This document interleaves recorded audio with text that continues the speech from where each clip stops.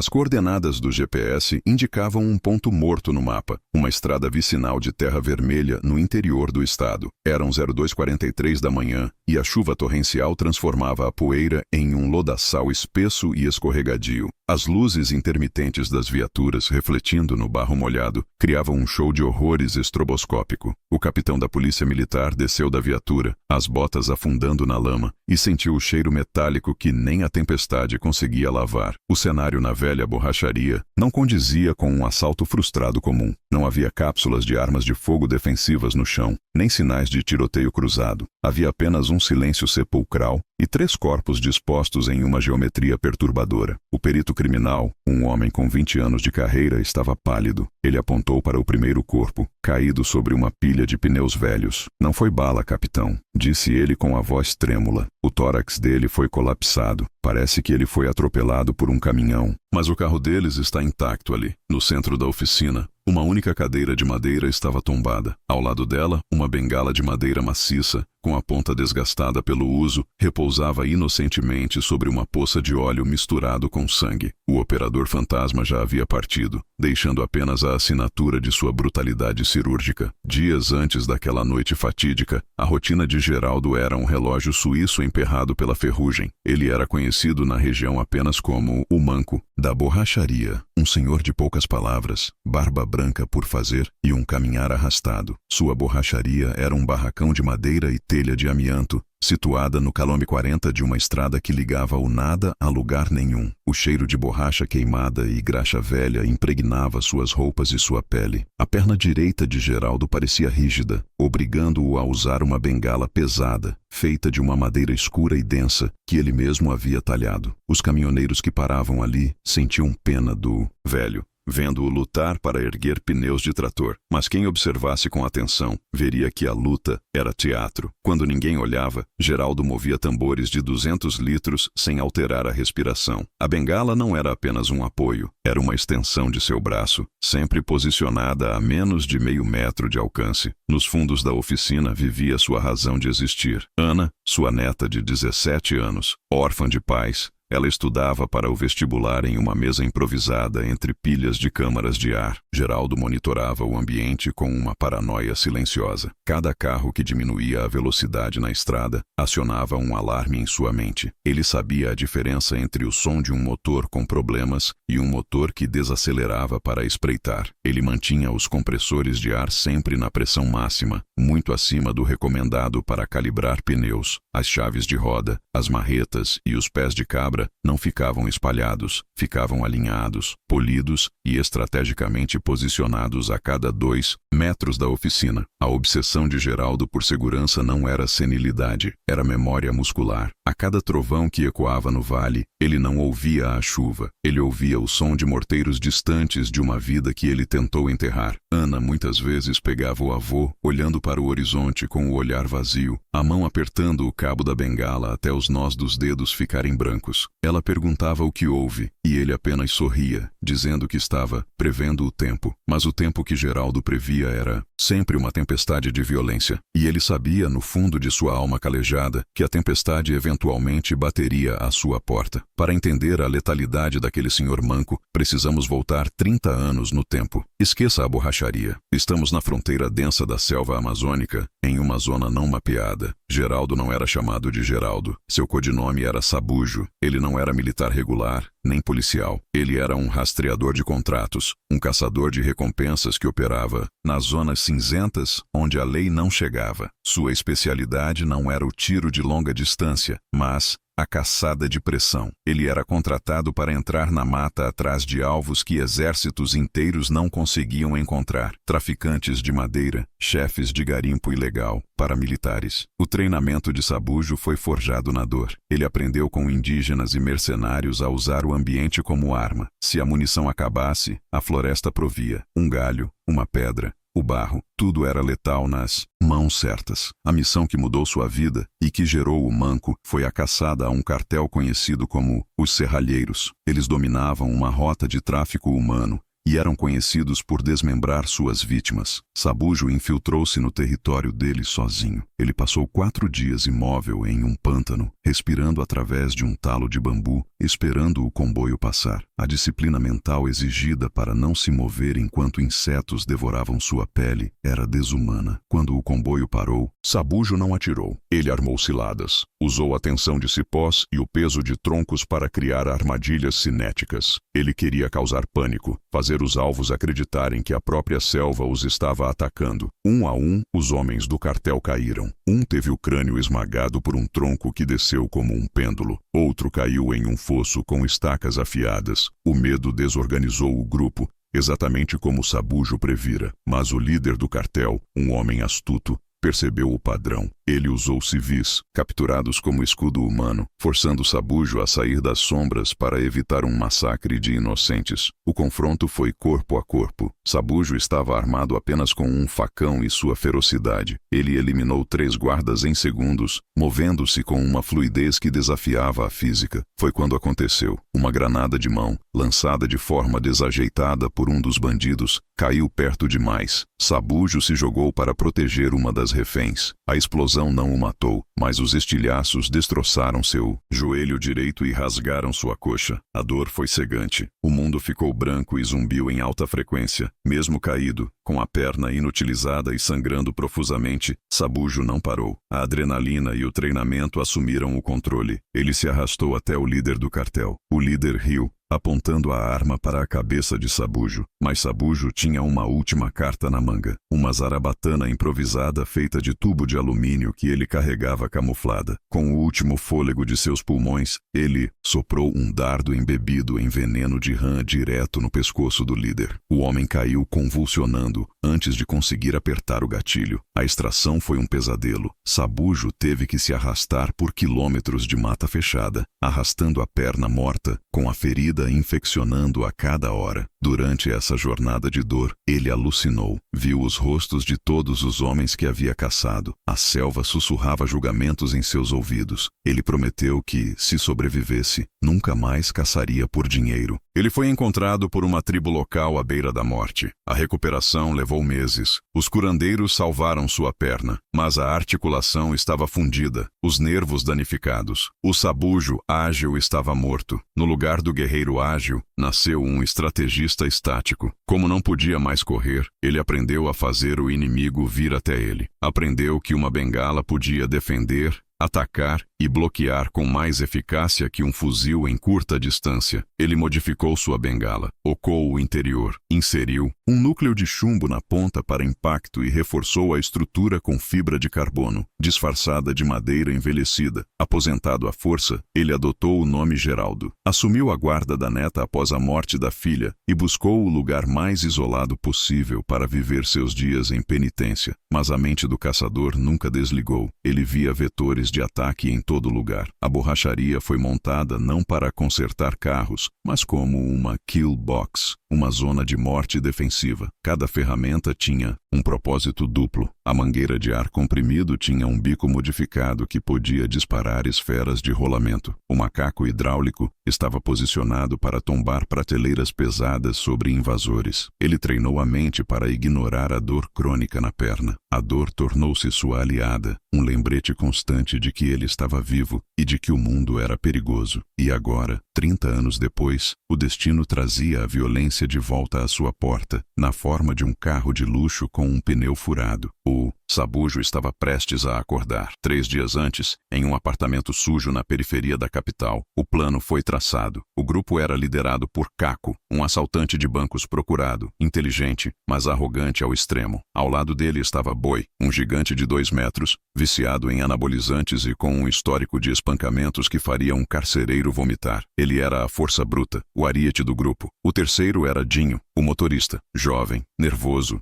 viciado em estimulantes e com uma necessidade patológica de aprovação dos mais velhos. Ele pilotaria a nave. O alvo era uma mansão de veraneio de um político corrupto. A informação era quente. Haveria milhões em espécie escondidos em um cofre falso na adega. Vai ser rápido, disse Caco, desenhando no mapa. Entramos, Pegamos a grana e saímos pela rota caipira. Ninguém vigia aquelas estradas de terra. A arrogância deles residia na certeza da impunidade. Eles estavam armados com fuzis curtos e pistolas automáticas. Quem os pararia? A polícia local mal tinha combustível para as viaturas. Eles roubaram um SUV blindado de luxo para a fuga. Caco insistiu que precisavam de conforto e blindagem, ignorando que um carro tão chamativo seria um farol em estradas rurais. O assalto correu bem até a saída. O político estava lá, o que não era previsto. Boi, em um acesso de raiva desnecessária, espancou o homem quase até a morte, deixando DNA e caos para trás. Eles fugiram com as mochilas cheias de dinheiro, mas com a polícia estadual em alerta máximo. O rádio da polícia gritava as descrições deles. "Corta pro interior!" gritou Caco. Dinho jogou o SUV na estrada de terra, levantando uma nuvem de poeira vermelha. A suspensão do carro de luxo gemia contra os buracos da via precária. A adrenalina estava no teto. Eles riam,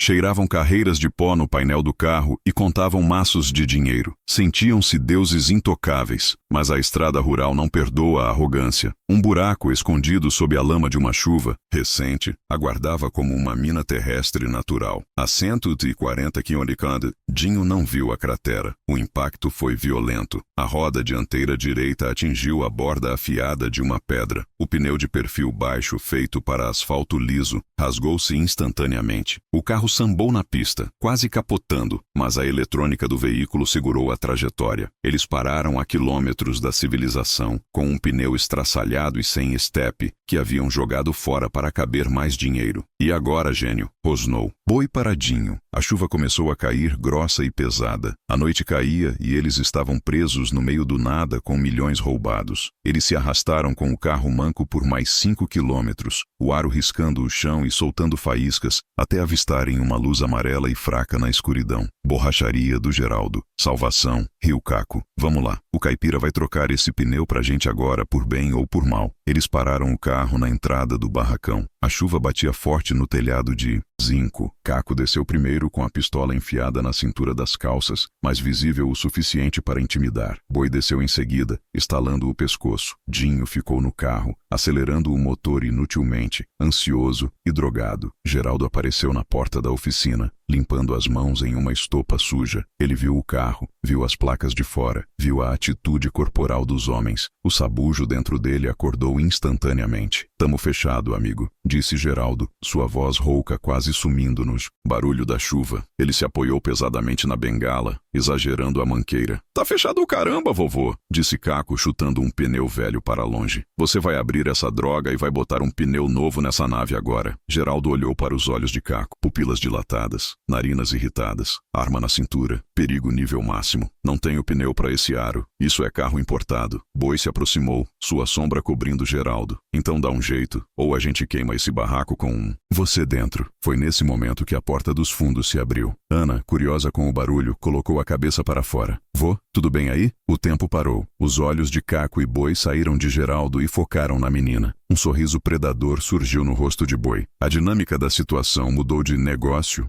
para oportunidade. "Olha só", disse Boi, lambendo os lábios. "Parece que o vovô tem companhia. A gente pode esperar o concerto lá dentro com ela." Geraldo sentiu um frio no estômago que não sentia há 30 anos. Não era medo. Era a confirmação de sentença de morte. Aqueles homens não sairiam dali vivos. "Entrem", disse Geraldo, baixando a cabeça em falsa submissão. "Vou ver o que consigo adaptar." Ele mancou para dentro, guiando os lobos para a toca do urso. A arrogância dos bandidos os cegou. Eles viram um velho aleijado e uma menina indefesa. Não viram as mangueiras de pressão alinhadas, as chaves de aço temperado e o olhar gelado do homem que já havia matado com as próprias mãos. Dentro da oficina, a luz fluorescente piscava, dando ao ambiente um ar doentio. Caco sentou-se na cadeira de Geraldo, colocando os pés sujos de lama sobre a mesa, onde estavam as notas fiscais. Boi foi direto para perto de Ana. A menina recuou contra a parede, segurando seus livros contra o peito como um escudo inútil. "Estudiosa, é? Gosto de menina inteligente",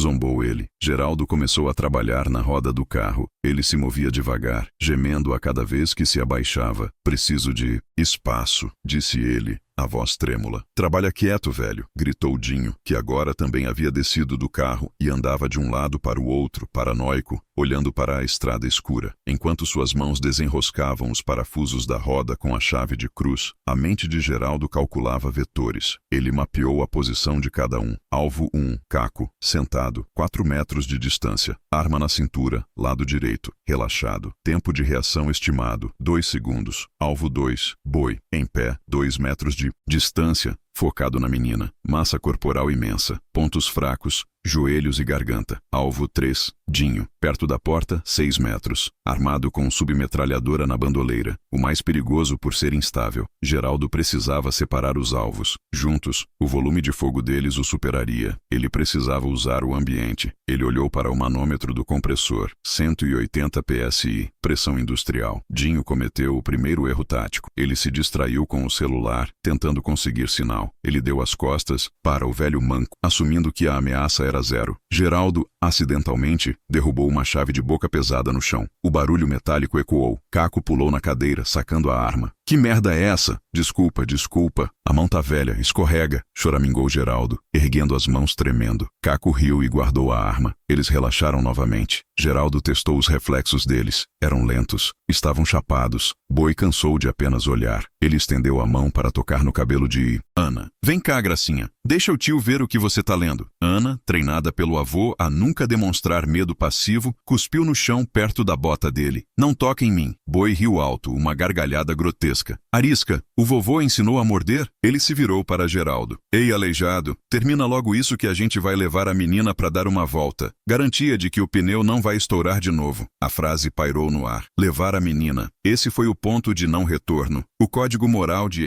Geraldo, enterrado sob camadas de trauma, acendeu como um maçarico. Geraldo continuou girando a chave de roda, mas agora ele não estava soltando o pneu. Ele estava apertando a empunhadura, sentindo o peso do aço cromo-vanádio. O macaco tá emperrado, disse Geraldo sem olhar para cima. Preciso que alguém segure a lanterna aqui embaixo para eu ver onde encaixar. Era uma isca. Ele precisava atrair um deles para a zona de morte. O raio de ação de seus braços e ferramentas, fora da vista dos outros. Caco fez um sinal de cabeça para Dinho. Vai lá, inútil, ajuda o velho. Dinho resmungou, guardou o celular e caminhou até Geraldo, agachando-se ao lado da roda. Anda logo com isso, disse Dinho, iluminando o eixo do carro. Ele estava a 30 centímetros da mão de Geraldo. O cheiro de suor químico do bandido invadiu o nariz do velho. Geraldo olhou para a bengala encostada no paralama. Dentro dela, o tubo de aço estava carregado com um dardo de prego, mas ele precisava de silêncio agora. Ele olhou para a mangueira de ar comprimido jogada no chão, sibilando levemente. O bico de limpeza, uma ponta de metal fino, estava ao alcance. Achou o buraco? Perguntou Dinho, impaciente, colocando o rosto perto da caixa de roda. Achei, sussurrou Geraldo, mas ele não falava do carro. A tensão era palpável. O som da chuva aumentou lá fora, criando um isolamento acústico natural. Ninguém ouviria gritos. Boi continuava cercando Ana, encurralando-a no canto da oficina. Caco contava o dinheiro na mesa, alheio ao que acontecia no chão da oficina. Geraldo respirou fundo, uma inspiração lenta, controlada. Seu batimento cardíaco baixou. A tremedeira nas mãos sumiu. O manco desapareceu. Ele segurou o bico da mangueira de ar comprimido como se fosse um punhal. Seu dedo pairou sobre o gatilho da válvula de liberação. Ele olhou para Ana uma última vez. Seus olhos diziam, feche os olhos e conte até 10. Ela entendeu. Ela fechou os olhos, e o inferno desceu sobre a borracharia. Boi agarrou o braço de Ana com força bruta, arrastando-a. Vamos pro carro agora, ele rugiu. Esse foi o sinal. Num movimento que desafiou sua idade, Geraldo cravou o bico da mangueira de ar comprimido no ouvido esquerdo de Dinho, que estava agachado. Ele apertou o gatilho. 180 psi de ar comprimido entraram diretamente no canal auditivo e crânio do bandido. Não houve tiro, apenas um som abafado, úmido e horrível. Os olhos de Dinho saltaram das órbitas. O cérebro sofreu um barotrauma massivo, instantâneo. Ele caiu morto antes de os joelhos tocarem o chão sem dar um único grito. Geraldo o soltou, deixando o corpo deslizar suavemente. Geraldo pegou a chave de roda cruz, pesando 3 quilos de aço sólido. Ele se levantou. A bengala ficou no chão. Ele não mancava mais. Caco ouviu o baque do corpo de Dinho e levantou a cabeça. Dinho, foi tudo o que ele conseguiu dizer. Geraldo arremessou a chave de roda girando no ar como um bumerangue mortal. A ferramenta voou 4 metros através da oficina. O impacto foi devastador. A cruz de aço atingiu Caco diretamente na boca, estilhaçando dentes, mandíbula e nariz em uma explosão de osso e sangue. Caco foi arremessado para trás com a cadeira, caindo inconsciente e engasgando no próprio sangue. A ameaça armada estava neutralizada. Restava o monstro. Boi soltou Ana e se virou, vendo a carnificina em segundos. Ele rugiu e sacou uma faca de combate da bota, já que seu fuzil estava no banco de trás do carro. Ele avançou contra Geraldo como um trem de carga. Geraldo, desarmado agora, recuou para perto de sua bancada. Boi tentou um golpe de cima para baixo. Geraldo esquivou-se lateralmente com uma agilidade de sabujo, fazendo o gigante acertar o vazio. Geraldo agarrou sua bengala modificada da bancada. Ele apertou um mecanismo oculto no cabo. A ponta de borracha caiu, revelando uma ponta de aço temperado afiada como bisturi. Boi atacou novamente. Geraldo usou a bengala para bloquear o braço da faca e, num movimento fluido, estocou a ponta de aço na coxa de Boi, atingindo a artéria femoral. Um jato de sangue arterial pintou as paredes de vermelho vivo. Boi urrou, surpreso, e tentou estancar o ferimento com a mão. Você sangra rápido, disse Geraldo, sua voz fria e metálica. Ele girou a bengala e desferiu um golpe brutal com a parte pesada do cabo na têmpora do gigante. O som do crânio estalando foi audível acima da chuva. Boi caiu de joelhos, atordoado, o olhar vidrado perdendo o foco. Geraldo não parou. Ele caminhou até o gigante ajoelhado. Com a frieza de quem abate gado, ele usou a bengala como um taco, golpeando a traqueia de Boi, esmagando a laringe para garantir que ele não levantaria. O silêncio voltou à oficina, quebrado apenas pelos gorgolejos dos homens moribundos e pelo som sibilante da mangueira de ar balançando no chão. Ana abriu os olhos. Ela viu o avô em pé, coberto de sangue que não era dele, respirando pesadamente, mas firme como uma rocha. O monstro havia salvado a princesa, tornando-se o pesadelo dos dragões. Quando a polícia chegou, horas depois, chamada por um motorista que viu o carro atravessado, a cena era um quadro surrealista de violência. O legista não conseguia conciliar o que via: um homem morto por embolia cerebral causada por ar comprimido, outro com o rosto reconstruído para dentro do crânio, o terceiro sangrado e asfixiado. Quem fez isso? Perguntou o capitão. Não foi um tiroteio, foi um massacre manual. Geraldo estava sentado na varanda, a bengala limpa ao seu lado, tremendo levemente, envolto em um cobertor. Ele alegou legítima defesa. Disse que eles brigaram entre si e o atacaram. Ana confirmou a história, com lágrimas nos olhos. Eles iam me levar. O vovô tentou me proteger. Eles começaram a bater nele e ela soluçava,